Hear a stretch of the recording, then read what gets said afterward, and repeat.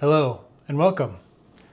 I thought I'd make a video on one of the most amazing experiences that I ever had in my life as a musician, and that is working on board a cruise ship as a saxophone player. Before getting this gig, I was in a job that wasn't the right fit for me. It just didn't check all the boxes for me, and I wanted to do what I truly love to do, which was playing my saxophone professionally and full-time. But as you probably know, that's hard to find these days. A full-time gig playing your instrument, getting a salary where you don't have to wait for the phone to ring. I considered my options. One of the options I had was to work for a full-time pit orchestra for a dinner theater. I tried applying for that, but they didn't get back to me, so that didn't work. I also thought about playing for one of the Disney bands at Disney World in Florida or in California. That didn't work out either. So then my family recommended to try the cruise ship gig. And then something lit up in my head and I thought, wait a minute, I didn't think about that. So then it started occurring in my head, oh, I get to play every day. I get to travel the world at the same time. I get to be out at sea, and I love to be on a ship. That was always fun for me. So it seemed like a match made in heaven. This is how I actually stumbled upon trying to get this cruise ship gig. So I'm going to explain in this video how I did it. I'm also going to mention how my experience was on the ship, so you know what to expect if you get a gig like this. I was on a Royal Caribbean ship called the Explorer of the Seas. It was a fairly large ship, and I enjoyed almost all of my experiences there. If you are a cruise ship musician, especially if you're going to be in the ship's main band, you have to be a good sight reader. This is the absolute most important thing you have to do as a musician on board. You have to be a good sight reader. The second most important thing you have to know besides sight reading is you have to be good with your doubles. So how good do you have to be with the flute and the clarinet? Well, it's recommended that you are at least at a high school level of proficiency. So think about a kid in high school that's taking it seriously. That's the kind of proficiency you want on the flute and the clarinet. Now, if you're better than that, that's even better. But you want to be about at that level or higher on your doubles. And of course, you have the saxophone mastered. You also have to do a lot of improvisation, like with the big band gigs, and sometimes with the guest entertainer gigs, you have to do a little improv. So you have to have a good understanding about improvisation. So that's important too. Now let's talk about pay and living arrangements. Okay, when it comes to pay, in the grand scheme of things, it's actually pretty good. Why? Because you get room and board completely free. So all that money that you earn, all of that you get to save. You're not spending on food, you're not spending on where you live, your living arrangements, you're not paying rent. So all that's covered. Now, what are the living arrangements like?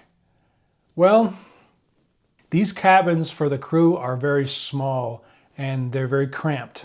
Now I'm going to throw in some negatives. It can't all be positive, right? So with the negatives, I'm going to start by saying drills suck. So when we're talking about drills on a ship, there are a few types of drills that all the crew has to participate in. So there are muster station drills, which are usually happening at the beginning of each cruise, where all the passengers are required to go to their muster stations. Another drill that you'll participate in is lifeboat drills. Sometimes in port, you have to participate in lifeboat drill, so they will lower the lifeboat down, and you have to be on a team that will help lower the lifeboat down. In a port, you never want to do this because you want to get off the ship. But it's just something you have to do. It's a drill that you have to participate in. Another negative thing is Wi-Fi. So if you're expecting to get on the internet a lot while you're cruising, I got bad news for you. The Wi-Fi sucks. So you do have Wi-Fi. You have to pay extra for every minute that you're on Wi-Fi. But the speed is so slow. So It's not worth it to be on Wi-Fi very long. Don't rely on the Wi-Fi. If you want to get online a lot, you're going to be out of luck unless you go outside in port, bring your phone with you or bring your computer with you and tap into one of their Wi-Fi spots. But on the ship, it's not good. And then the final thing I want to say that's kind of negative is something that you experience down the line. Not at first, but down the line. And that's monotony. So when you're on a cruise ship, you're in a confined space. So anything that happens is in that one space. What you end up doing on a day-to-day basis is what you keep doing on a day-to-day basis. So the music that you play, at first it's hard. At first you're trying to get used to it. Once you get used to it, once you learn the ropes, you start doing it every day and every day and every day. And it becomes very monotonous because you're playing the same thing over and over and over again. And you can't deviate from those notes. You have to play them exactly as written every single time. The only freedom you have is on a big band gig on the ship where you can play a solo or be free to play what you want. That's why I like those so much. But when you're playing the material that you're supposed to play on the ship, it gets pretty boring after a while. If you've played it so many times, especially if you keep coming back to the same ship. You crave variety. You're not going to get that variety all the time, so it'll become monotonous. So it's just a few things to watch out for. Now let's talk about some of the positives. The main thing is traveling. You get to travel to a lot of different places as a cruise ship musician. So you can be in Bermuda for one day, and then the next day you're in a completely different country or a different island in the Caribbean. One of the underlying positives that you might not know about is that cruise ships employ people from all over the world. So you can really learn about other cultures talking with these guys, especially if you have a roommate from another country. That's another perk to have. So learning about other cultures is also a big positive. All right, so next I'm going to go over how you might go about getting a job on a cruise ship. There are two major ways to get a job as a cruise ship musician. This works for any musician that wants to be on the main stage band. I'm going to talk to specifically saxophone players. So the first way is you can go to the cruise line that you want to work for and apply directly through them. They will have an audition that you'll have to go to in person and play a few things. You'll have to play some sight reading stuff. You'll have to play some improvisation. You'll have to play something that you were allowed to prepare beforehand, and you'll have to play with your doubles. Most likely that'll be an in-person thing where you have to go somewhere to audition. And then there's the other option of going through an agent. Now this is what I did, and frankly, if you ask me, every time I will say this is the best option, because an agent can work for you and takes out all the hard work. So before, you're taking it upon yourself to go through these individual cruise lines, whereas an agent has access to all of these cruise lines at once. And so if you pass an audition with this agent actually works for you and does all the hard work for you and puts your name out there and then just says, oh, this cruise line wants you, this cruise line wants you, this cruise line wants you, which one you want. So they have access to all of these cruise lines and they know the business better than anybody else. They also know musicians. They know good musicians, and that's why cruise lines trust them, because they have a really strict process of choosing their musicians. So what does the audition look like? When you are auditioning to become a musician on a cruise ship with an agent, I went through an agency called ProShip. I'd highly recommend them. They're based in Canada. The thing I like most about ProShip is that they have a system in place where you don't have to go to another place to have the audition. You can have the audition from your own home. So how this works is they email you and tell you what time, what date it's going to be. And then on your audition date, you have to set up a video camera. And what happens is while that's rolling and you have your instruments ready, they will call you up. And on this video, they have to see that you're actually answering the phone. So you answer the phone, you talk to them, they tell you what to do, you put the phone down, you play what they want you to play, and then you pick up the phone again. And you keep doing this throughout the audition. So on the audition, they want you to do sight reading. This is the most important thing about a cruise ship musician and the main band. You want to be really good at sight reading. Practice your sight reading. If you want to do this, practice your sight reading. I can't say that enough. I love sight reading, so this was easy for me. But if you're not good at sight reading and you want to do this, you have to become good at it. You got to practice your sight reading. They will email you while you're talking to them on the phone a piece or two that they want you to sight read. And then when you're on the phone, they'll say, all right, open up the file and you will have 30 seconds starting now, or whatever the time is. I don't remember what it is. And then after that time period, you will actually play the piece. You have to sight read it down from top to bottom and then pick up the phone again. And then they'll tell you, okay, pick up the flute. You have to sight read on the flute too. So do the same thing on the flute. And then you do the same thing on the clarinet. And then they'll go, okay, now we want to see your improvisation. So play this head of this piece and then take a solo. And so you play the head out of a jazz standard, and then you play a solo over it. And then you pick up the phone, and then you do the next part. And then you play something that they sent you that you had some time to prepare. And they say, okay, we'll play this piece.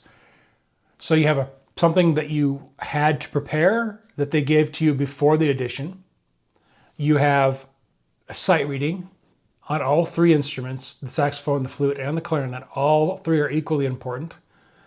And then you have improvisation. So those are the three areas that they will look for. And then at the end, you send in your video and you get a response back via email saying you passed or you didn't pass. With ProShip, I don't know if they changed their policy, but they give a rating on a scale from 0 to 5, and 5 is the best. And you need at least a 3 to pass. So as long as they say you've got a 3 or higher, you passed. Once you pass, they will put your name out there and they'll let you know when Cruise Line has accepted you for a position. And that's all there is to it. So just to wrap things up here, who would I recommend this kind of gig for? Well, if you're single, this is great for you because you're going to be away from family for a long period of time, for anywhere from 3 to 9 months.